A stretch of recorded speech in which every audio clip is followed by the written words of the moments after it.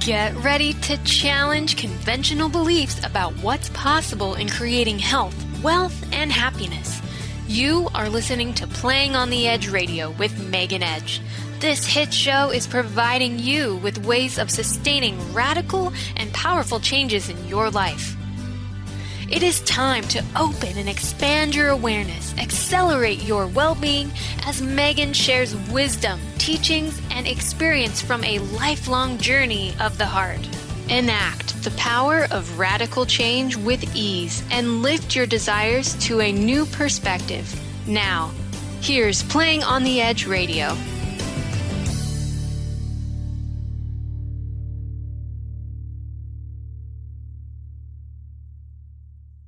Playing on the Edge Radio. Megan, go for it. We're here. It's a miracle. I'm so excited for our show today, Pat. We get to talk about miracles. Yeah. And what they are and why we believe in them and how we experience them and what we think is happening when they show up in our lives. Yeah. We get to have this amazing conversation with each other today. Yeah. On Playing on the Edge Radio, playing on the edge of miracles. And boy, I'll tell you, I mean, I think this is really important for us to set the stage of the conversation for this, because this is an important show for you. And let's have a conversation about why that is. Well, you know, over the last many months, you and I have done some pretty deep shows. We've done some intense shows. We've tackled some really important topics about things that people are experiencing right now. Yeah. And as we came into August and that last beautiful month of summer, I wanted us to lighten it up a little bit. Oh, I'm getting my goosebumps as I say this. Yeah. And the word miraculous came into my mind a few weeks ago, and I started to think about, well, what actually is that? What constitutes a miraculous experience or a miraculous event? And looking back over the last 18 months, there have been plenty of what we would consider to be miracles, big and small.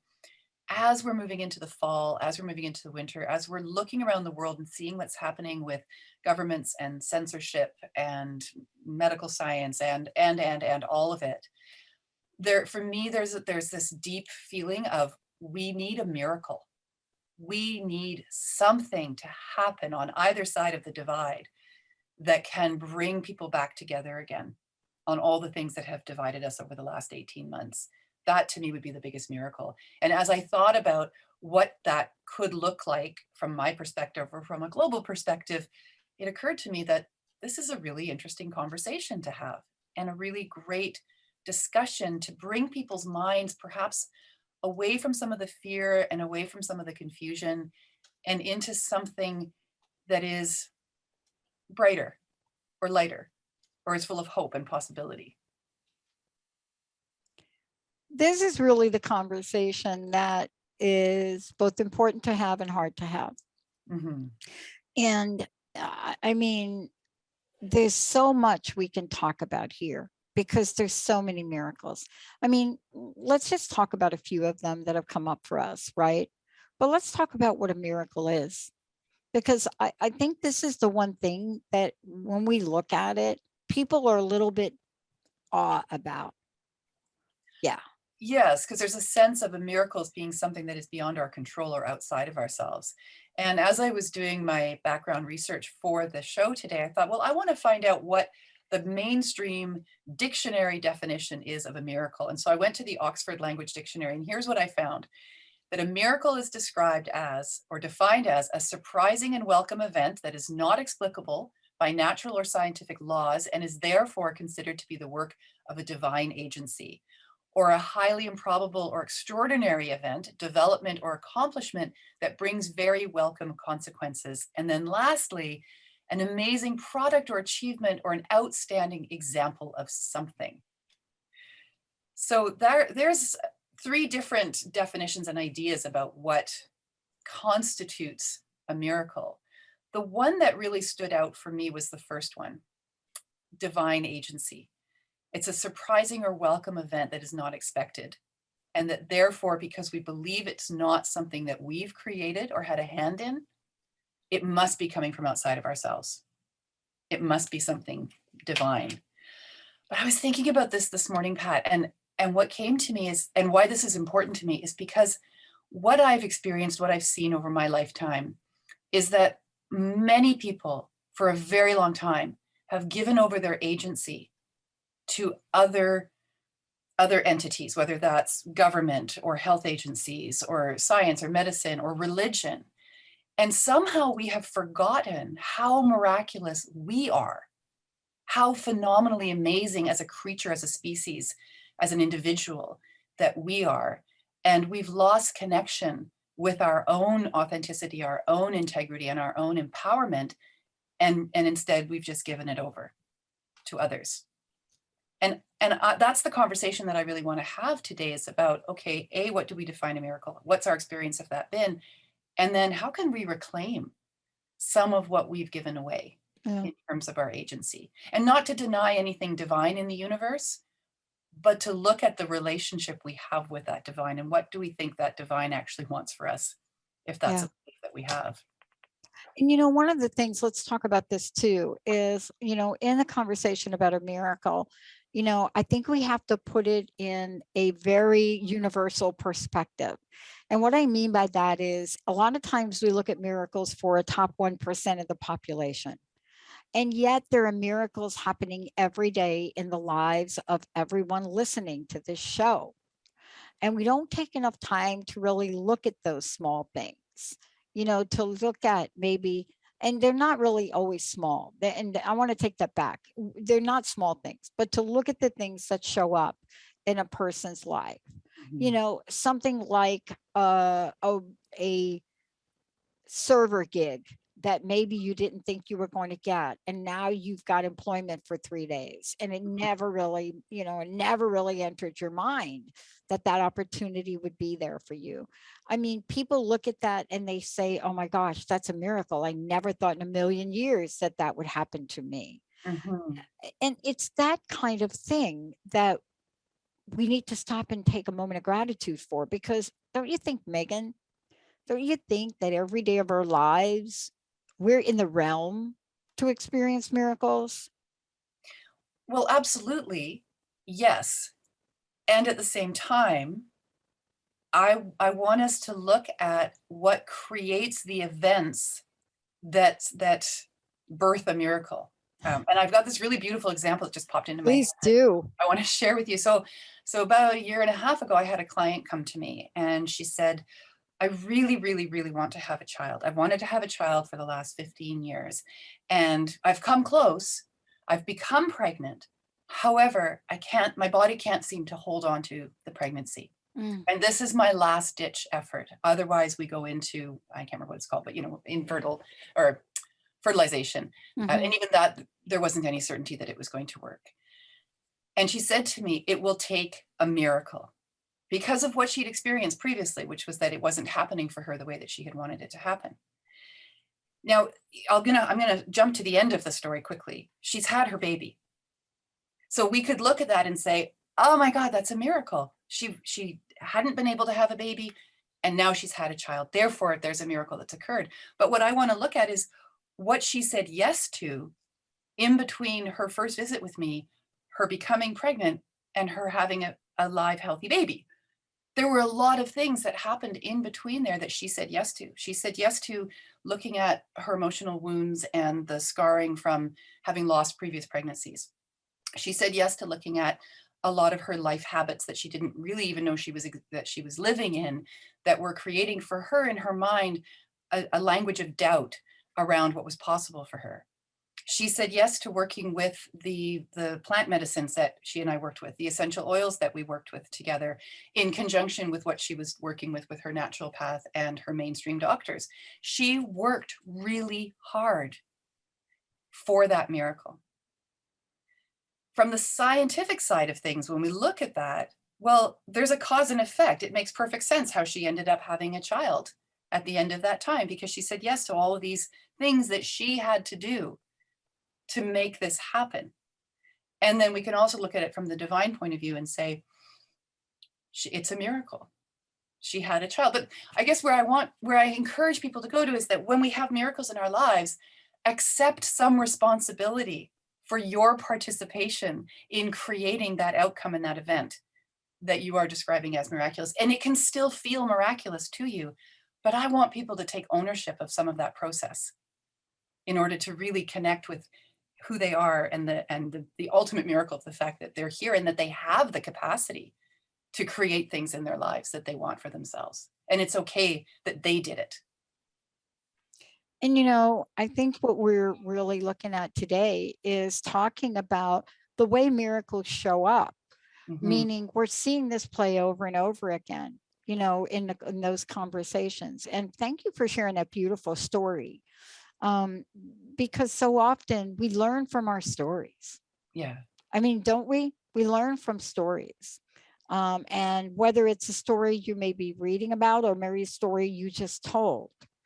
And to be part of that journey is transformative in itself, right? Yeah.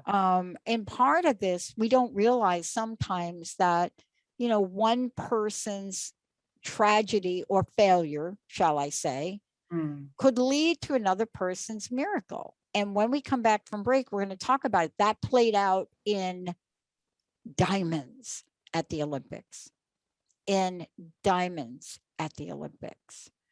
Certainly, it paid out in The Bachelorette. Now we have, I think, the first ever Canadian bachelor proposal to the Bachelorette. And that, people call, is a miracle in itself. Let's take a short break, everybody. Miracles everywhere. When we come back with Megan Edge, and we're going to tell you how you can connect with Megan, how you can connect with what she's doing, what she's up to. Not only that, how you can work with her. But when we come back, you ever thought about it?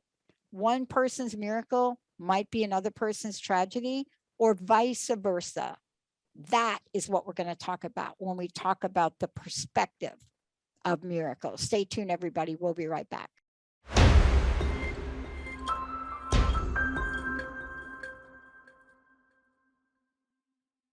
On the edge of miracles. This is so cool. We're having this conversation. It really is.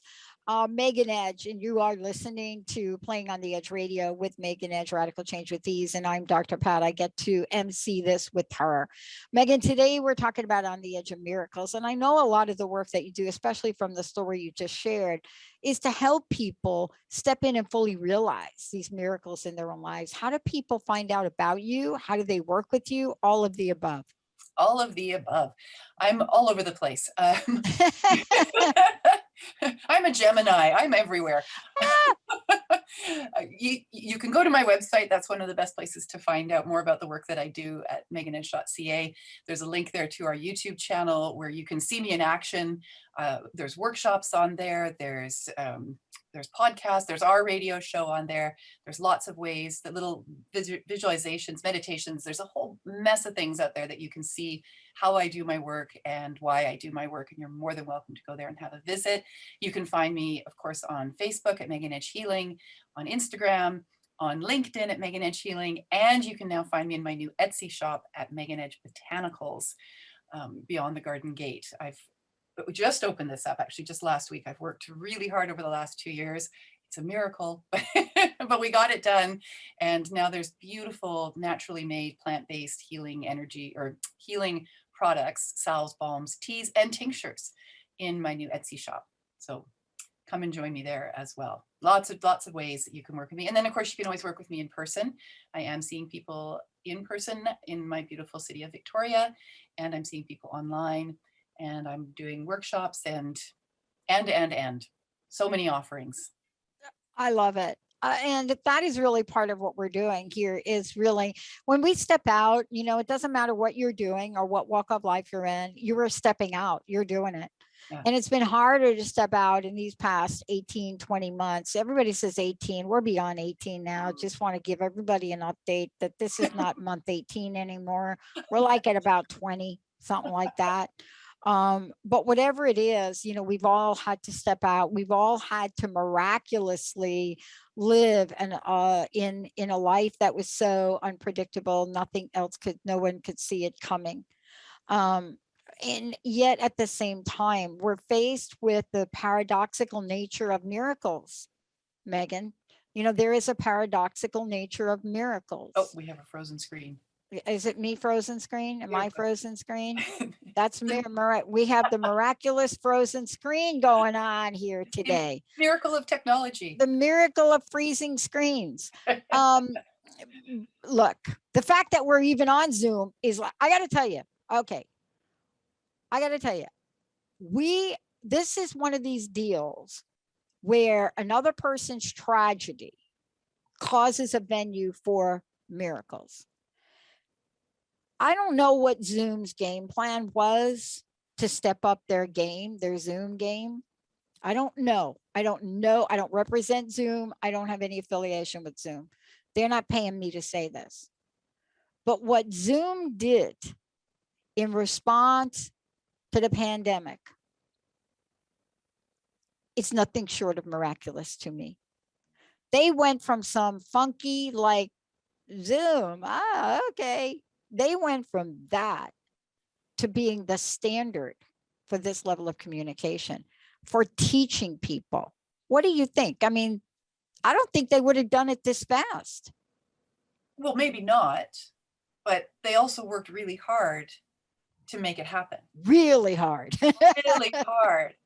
And that's the point of what we're saying, not in no way to dilute people's experiences of the miraculous, but again, to connect back to, well, how did it happen?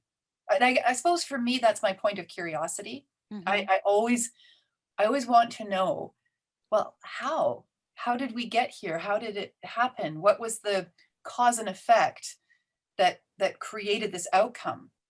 And it's still stunning and amazing and wonderful. I mean, I say to my children all the time, I never ever want to take for granted that I have a cell phone that can speak, that can allow me to speak in real time with picture to someone across the world. I never want to take that for granted. I find that to be so incredibly amazing that our technology allows us to do that. And so on one hand, I want to step into, I always want to step into the miraculous of that, even if I can understand the mechanism and the mechanics of it. It still blows my mind that we have radio, never mind television, never mind, Zoom, like you and I sitting here in our respective places, thousands of miles apart, and being able to have this conversation about the miraculous. So for me, just because I can understand the mechanics of it, the science of it, or the medicine of it, or how it all works, does not detract for me the awe. And truly, that's what, when we have a miraculous event, that's what is elicited, is awe that such a thing could occur, even when we can look at the how and the why of it. And when we when we look at the how and the why of it, we're also looking at the perspective, like we were saying before the break.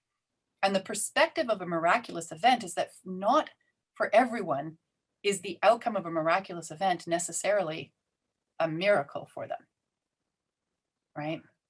And so then what do we do with that?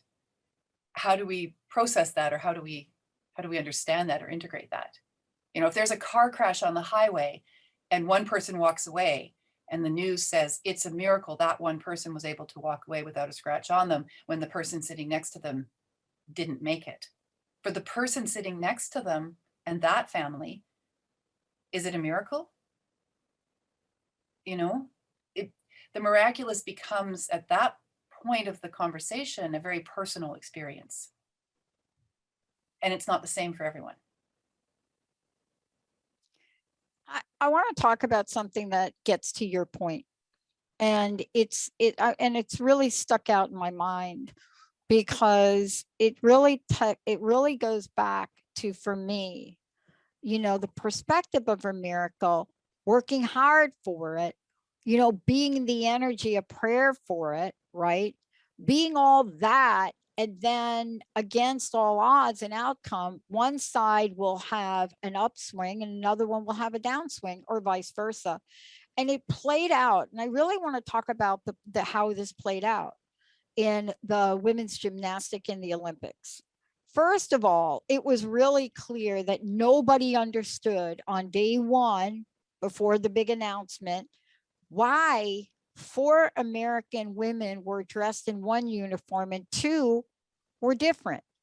So right out of the get-go, the story unfolds, and people are looking at 4 blue uniforms and 2 red ones. And people are looking at the red ones. And so people are saying, okay, they're not really part of the team. But then chapter 2, Simone Biles cannot compete. And I have to honor her for not competing, because she has become sort of the messenger of mental health. And it's not something we talk about in sports at all, Megan. And we have more suicides in sports that are not talked about. We have more of this that are not talked about. But what's the miracle here? Here's the miracle. When you think about the miracle, you have to ask yourself the question, you know, what's the miracle in Simone Biles pulling out? Here's the miracle. Now, to your point, the miracle doesn't happen if Suni Lee, right? And I'm only talking about the US, and Jade Carey, who had one of the oddball colored uniforms, Jade Carey was simply like an alternate or an individual. If Simone Biles competes, we're not really even referencing these people. And the miracle of this event was one tragedy that happened, and it is a tragedy. Mental health, to me, I have a mom committed suicide. So when I hear people talk about that, they're already in the box of I believe you. But that tragedy, and watching her on the sidelines cheer for her team, Jade Carey, the only member of the US team without a medal to her name, this alternate, this person got plucked in beyond anybody's odds. They're like, why was she picked to go? This alternate, by the end of that day, in that event, won the gold medal on the floor exercises. Now, is that the only? No, that's not the only miracle, because when you think about that, you had people like the Italian Ferrari, Vanessa Ferrari from Italy, had the best she had. And here you have a tragedy of Simone Biles, which opened up the door for 5 other women to shine. But we're not talking about that miracle. We keep wanting to talk about the tragedy. What the heck is up with that, Megan? Well, that's a whole other show. When we look at why it is that as a species, we seem really obsessed with the tragedy versus the victory or the glory or the good news. And this is a bit of a rabbit hole, but when I was a lot younger, my father was publisher of the Gazette, which is a major English newspaper in the province of Quebec when I was growing up.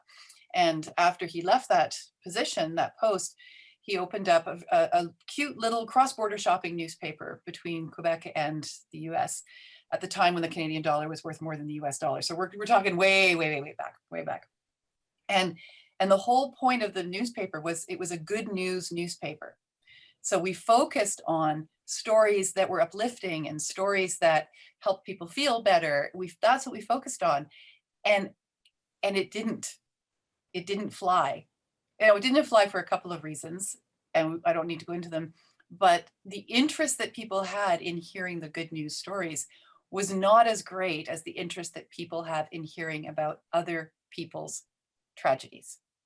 There's some kind of glue that brings people together over somebody else's tragedy. And yet I say that, and you look at the Chicken Soup for the Soul books, Jack Canfield's books, and oh my gosh, you know, he sold billions of copies around the world, and he keeps producing them, he keeps making them. So people obviously love a good, heartfelt, warm story.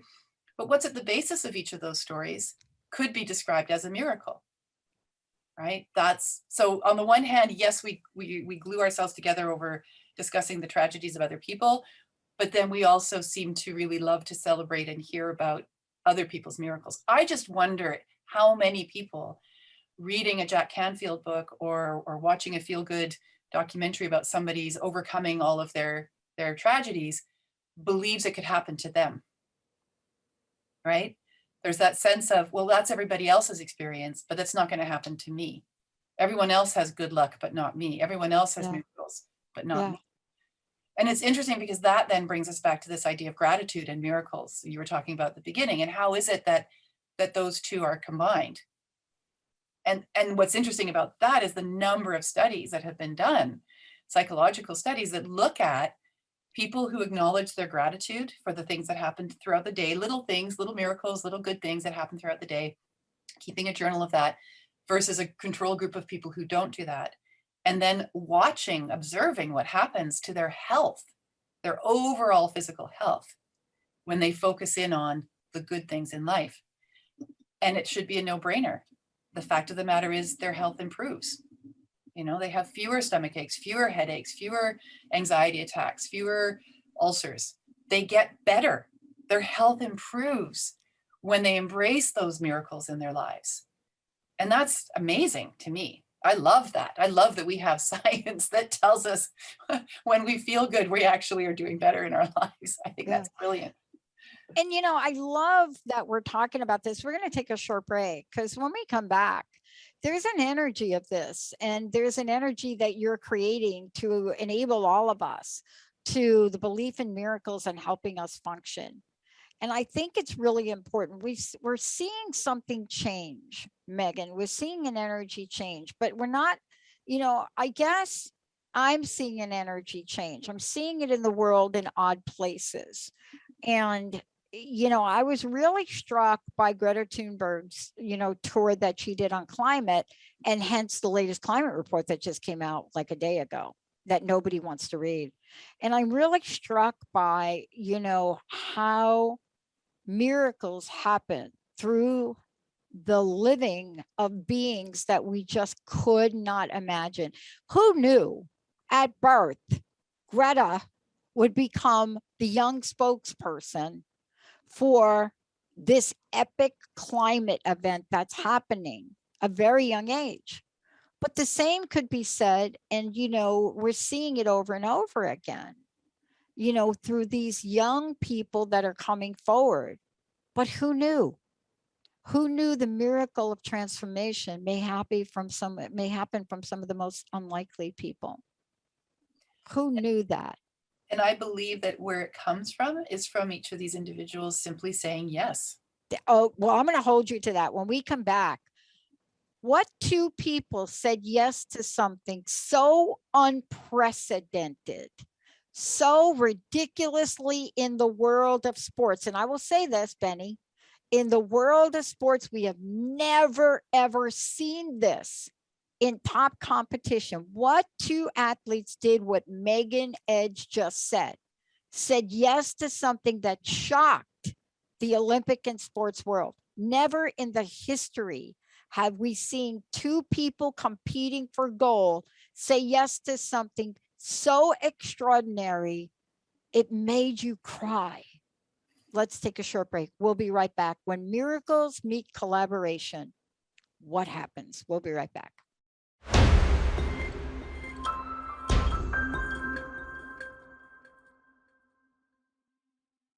Miracles, miracles. Do you believe in miracles? I believe in miracles. Oh, what was that other song? Oh my gosh, I can't even think of all the songs, Benny, with miracles now. That'd be fun to create a playlist. There's a lot out there. Wonderful ones. Yeah, I know. I've been hearing the song "I Believe in Miracles." You said, yeah, I don't want.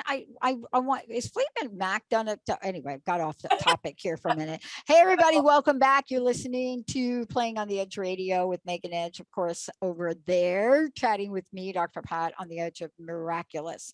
And what does it mean to be on the edge of the miraculous? Now, we're going to talk about belief in miracles.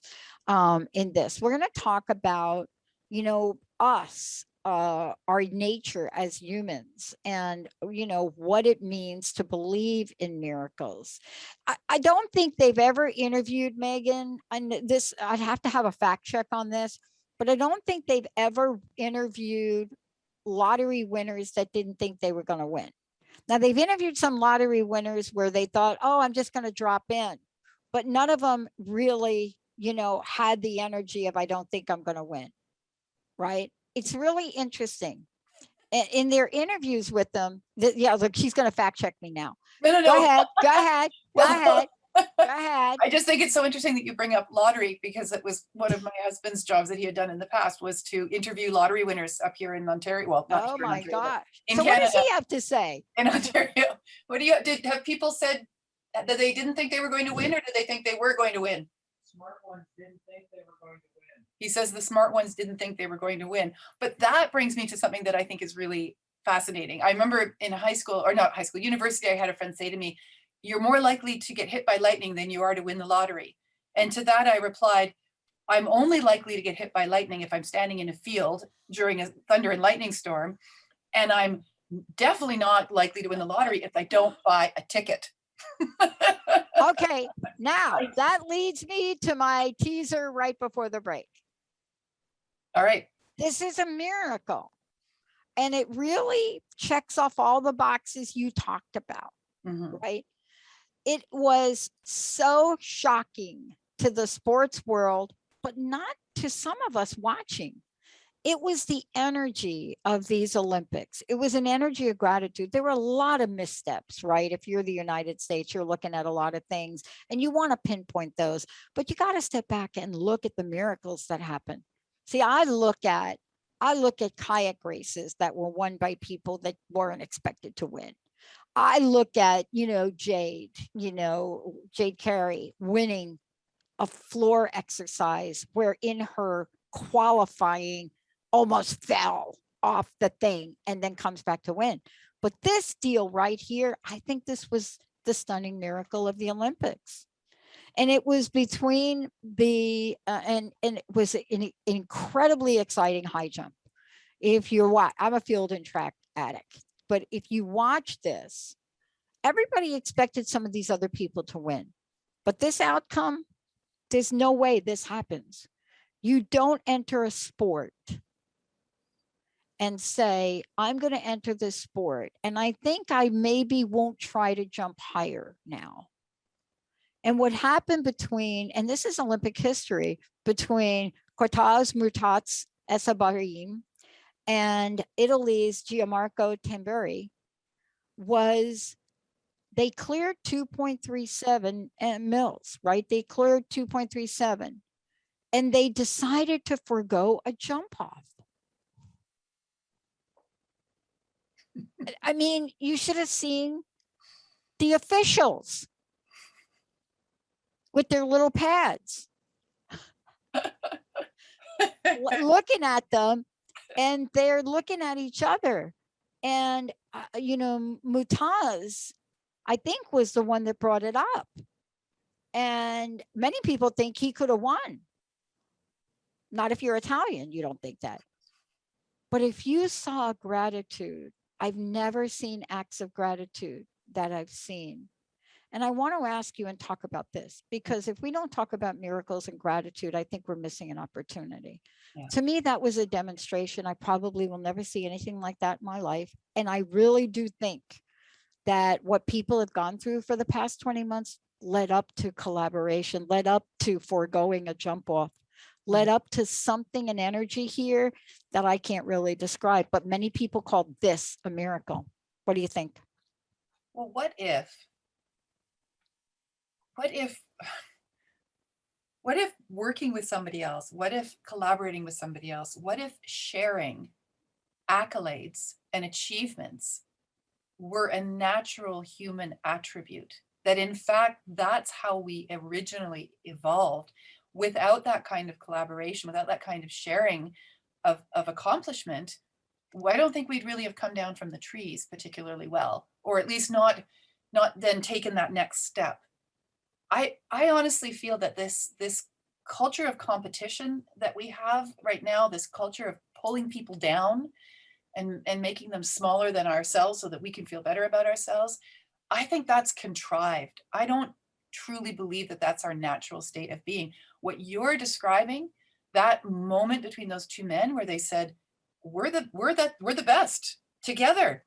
Let's share this moment. I believe that's how human beings have evolved. And up until very recently, I believe that's how we have best shown up in the world. is when instead of pulling each other down, we put each other on each other's shoulders Mhm, and we share. mhm, Because I don't think a culture can develop unless there is some sharing going on, that mhm, sharing is caring, that whole thing there. Like when I look back at history, and I'm a history buff, and I love looking back and seeing the patterns and seeing the evolution and just looking at how we've got from here to there. It's when people have cooperated and shared ideas and shared innovation and shared technology and shared resources that we have had renaissances. When we've had leaps in our evolution, whether it's physical evolution, technological, emotional, or religious, or spiritual, it's when we work together and collaborate. And this is one of the reasons why, for me, this show is so important. Because when I look around the world right now and I see the divide that is being fueled, like the flames are being fueled between people who are choosing one kind of medical treatment and people who are choosing another. And we're watching it in the media, and we're watching it from our politicians, and we're watching our health authorities fuel the flames of this divide. It's going to take a miracle to bring us back together again, to work together towards something rather than separating people based on the choices that they're making, mhm. right? So that example is so beautiful and so motivating. And I hope that everyone who watched that, who witnessed that, is looking around for places in their lives Mhm. that they could emulate that. Yeah. And what's so fascinating about the miracle around this is, and especially the conversation that was held after one between these two athletes, was the miracle was if you saw the jump, you saw a cast, a leg cast, Mhm. right? And if you have not watched this on TV or YouTube, or I don't care what you're looking at, if you haven't watched these two men and that split decision in a moment that they made as they walked, it was very gently and subtly done. I mean, it was, they walked over and they're speaking with the official. And you have to hear what the jumper from Qatar says.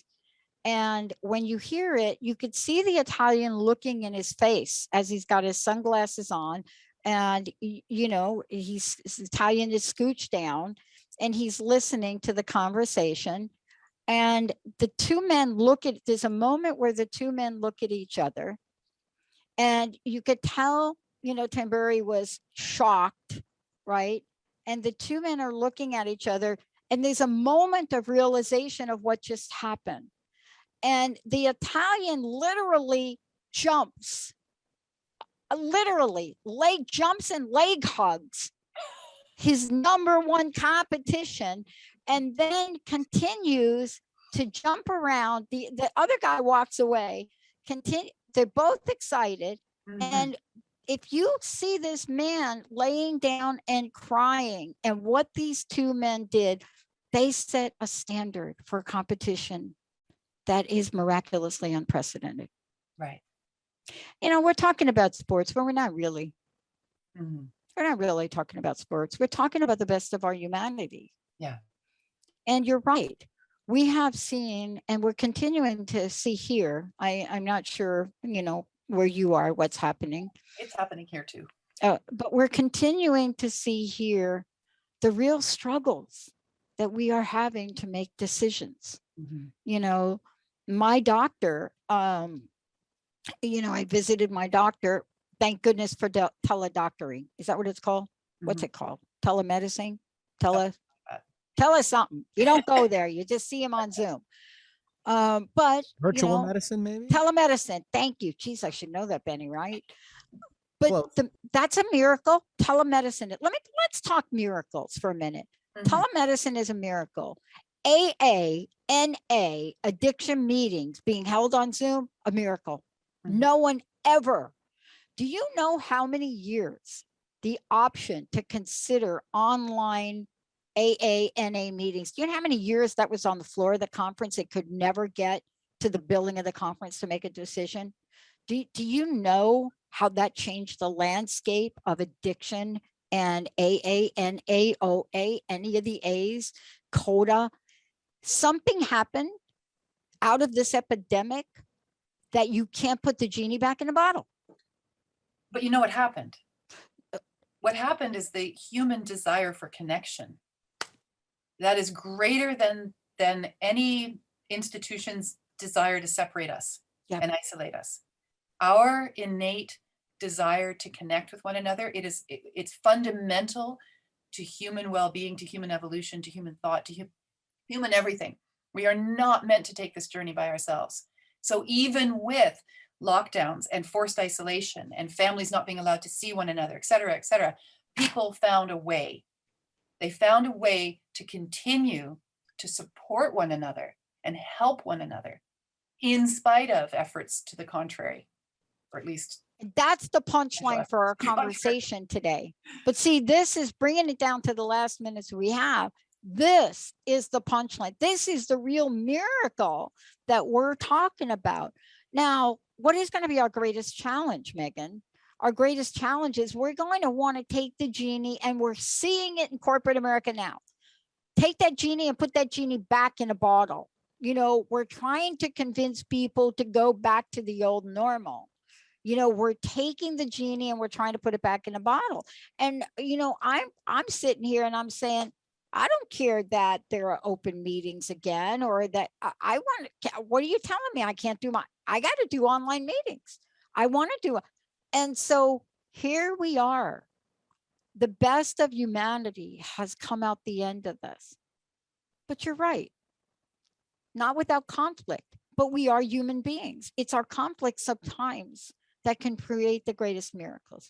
And I think it's going to be a while before we get over this one conflict, at least in my state. You know, we're seeing it across the United States. People are having edicts on, you have to wear a mask, or you have to be vaccinated. I mean, we're seeing this now being a thing. We're seeing laws being made in the United States on the other end, saying we forbid you to have people wear masks. I'm just saying, why do we have to forbid or not forbid?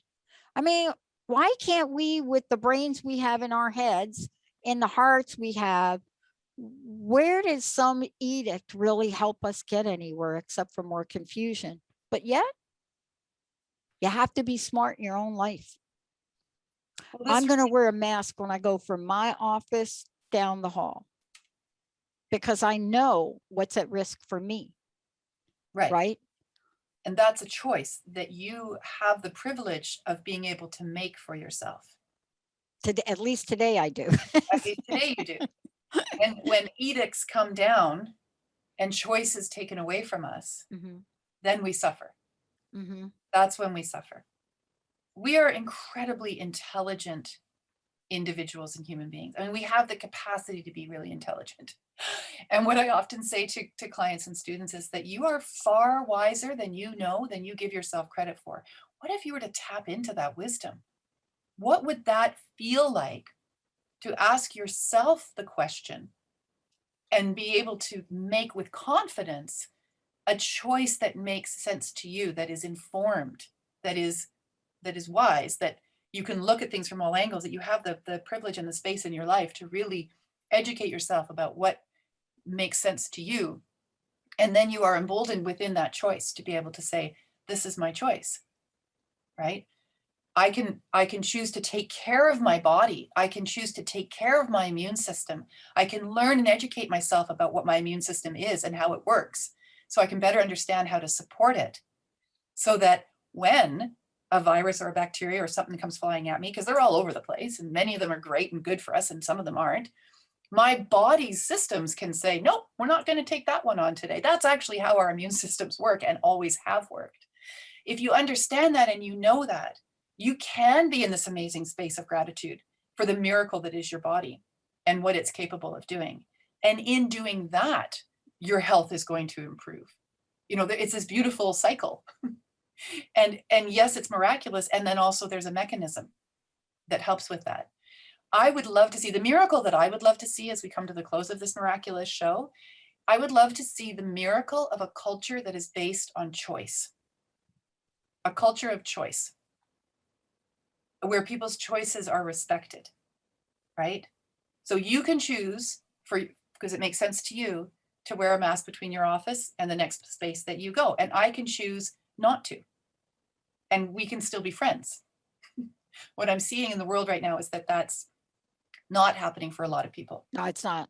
It's not. You know, we're dealing with right now, and I don't even know how to frame this in the last minutes, but I'll tell you what we're dealing with, at least from the people that I've canvassed. And I've really been asking people because there are a lot of things we're preparing for here in the United States. Went to Costco the other day. I don't know, am I allowed to say Costco? Went to Costco the other day. I have no affiliation with Costco, so let me just say that. They're not a sponsor.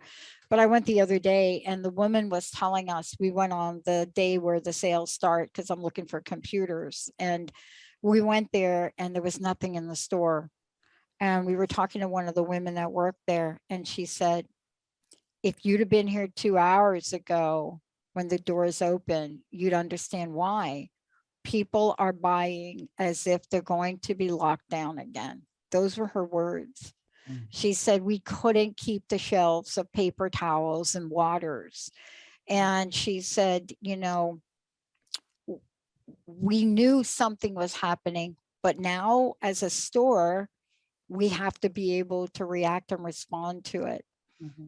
And the miraculous nature of who we are, I hope, takes us to the place where we can all do something that is so far-fetching and different in the collaboration of sharing a gold. Mm-hmm. Mm-hmm. Yeah. And you know not what? having to win for the sake of winning. And you know what the miracle would be is if we could step out of a fear response and move into, or a fear reaction and move into a collaborative response. Right? So much of what we've seen over the last 20 months has been fueled by a fear. And when we're in fear, we don't think clearly, we don't think critically. You and I have talked about this on many of our shows in the last few months. And so ultimately the question that comes to my mind right now is for each person to ask themselves in all of this, what is it that you are afraid of? Like fundamentally and ultimately, and right at the very base of everything, what is your biggest fear around this? Is it that you might die? Well, you're going to die. I mean, you're going to die at some point. That's this whole purpose of life, is that we live and then we die. And you might die by being hit by a bus. You might die by getting a virus and having an upper respiratory infection. You might die from, I don't know, food poisoning. Is that really what's driving this? Is a fear of death? Maybe that's a show that we do. I don't know, on the edge of death. Well, we did have death and dying, but we could do a different approach. But anyhow, I mean, the point is, what's fueling this? What's fueling this panic, this frantic, I have to have, and keep myself safe at the expense of everybody else? Yeah. So what would the miracle be around that? I think the miracle for me would be people step aside from that fear and just let it be, and step into something that is more about connecting with each other, supporting and helping one another, and respecting and admiring each other, and sharing the gold. Yeah. I think that's a beautiful message. I love it. Yeah. Megan, thank you so much. Again, remind people what you've got going on, how they can work with you one-on-one, and you know what you're creating to keep the door of miracles open. Well, you certainly come over and visit me at my Etsy shop. I've got some really absolutely lovely healing products there that will help get you through the winter.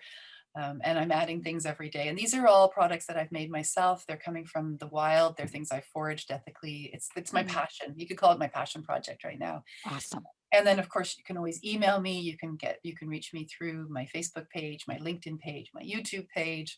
I'd love to hear from you. Come in and see me or give me a shout, and let's see what miracles we can work with together. What can we create? And remember, everybody, do you believe in miracles? Do you believe them for yourself? Do you believe them for the world? Pick up the energy and really borrow from us, because we believe in the miracles for you. We'll see you next time.